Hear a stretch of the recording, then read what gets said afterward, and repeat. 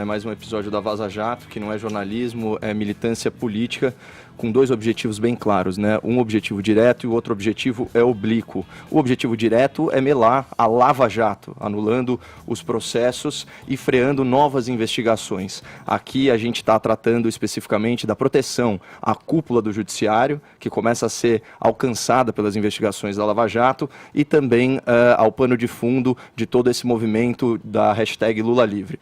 O objetivo indireto, por sua vez, o objetivo oblíquo, é desconstruir o governo Bolsonaro atacando a reputação do ex-juiz e agora ministro da Justiça, Sérgio Moro, que ele é um lastro, ele é um trunfo moral desse governo, né? Inclusive a popularidade do Moro, ela supera e muito, né? A popularidade e a aprovação popular, na verdade, supera a do próprio presidente da República. Agora, o que é interessante aqui é o seguinte, a justificativa moral, né, que o jornalismo oferece para compactuar com essa violação do direito humano e constitucional da privacidade, ou seja, reproduzindo aí as supostas mensagens que são, sim, fruto de crime, é o tal, abre aspas, interesse público. Né? A Folha de São Paulo veicula isso em todas as matérias sobre a Vaza Jato. Então, assim, realmente, se houvesse ilícito incontroverso no conteúdo das mensagens, se as mensagens provassem a inocência de alguém condenado injustamente, eu até concordaria com a tese do interesse público e acharia que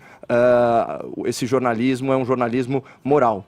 Só que a Vaza Jato, ela já está no âmbito da fofoca, da boataria, cuja única finalidade só pode ser o assassinato de reputação das autoridades envolvidas na Lava Jato, que é o maior esforço de combate à corrupção da história do Brasil.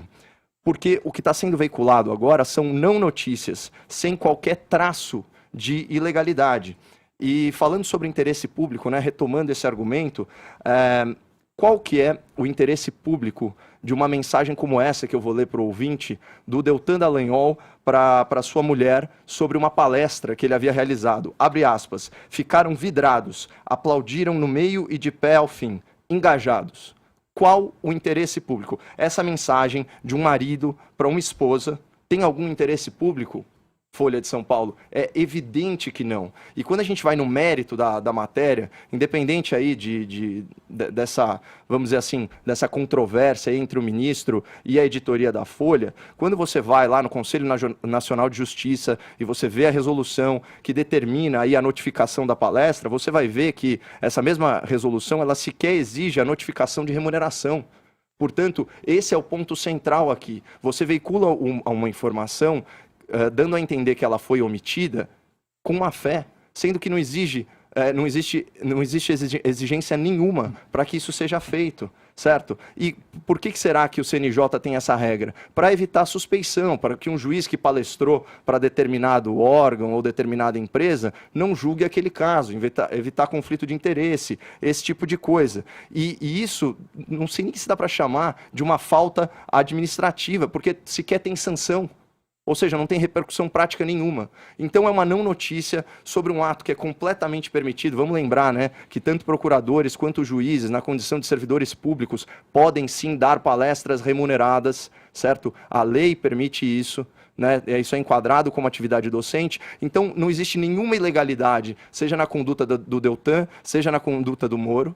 Né? Nem nessa omissão da prestação também de conta, Caio? Não, isso daí não é lei, tanto que não tem sanção nenhuma, não tem repercussão prática nenhuma. E aqui tem alguns outros fatores que são importantes. O ministro falou muito bem, olha, pode ter sido por mero lapso, porque ele deu, sei lá, mais de 2 ou 3 dezenas, fez mais de 2 ou 3 dezenas de eventos dessa sorte e colocou alguns. Ele não colocava os valores de remuneração, até porque existiam doações. Ele falou, não quero fazer autopromoção em cima disso. Então, assim, ainda tem isso, esse detalhe. Eu não vi esse zelo na hora de apurar outras lideranças políticas que usavam as palestras para quê? Para lavar dinheiro.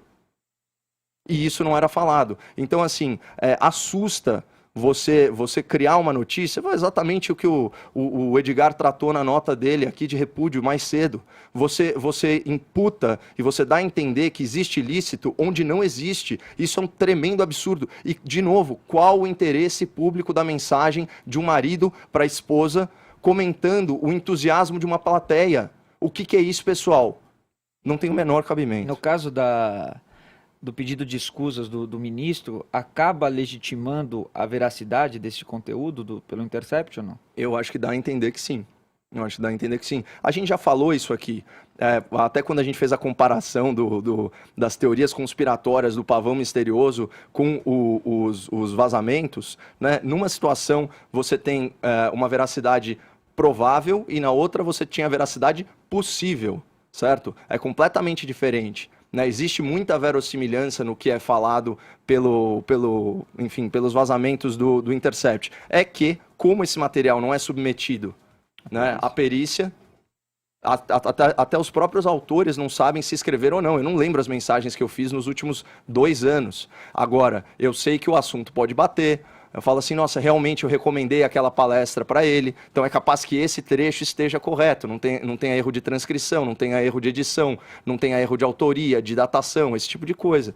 Então, mas eu acho lamentável, sabe? Isso é jornalismo de 5ª categoria e eu não sei o que é pior, se a primeira matéria ou a Folha ainda querer falar, o ministro foi falsamente acusado. Claro, você faz uma matéria maliciosa, dá a entender, todo mundo que lê a matéria de uma forma dinâmica ou que lê só a manchete acha que existe alguma ilegalidade na conduta do ex-juiz. Aí que está o absurdo, né? É você manipular a opinião pública com uma não notícia, noticiando uma suposta ilegalidade que, pelo contrário, né, que ainda gerou divisas para a caridade. É um tremendo absurdo.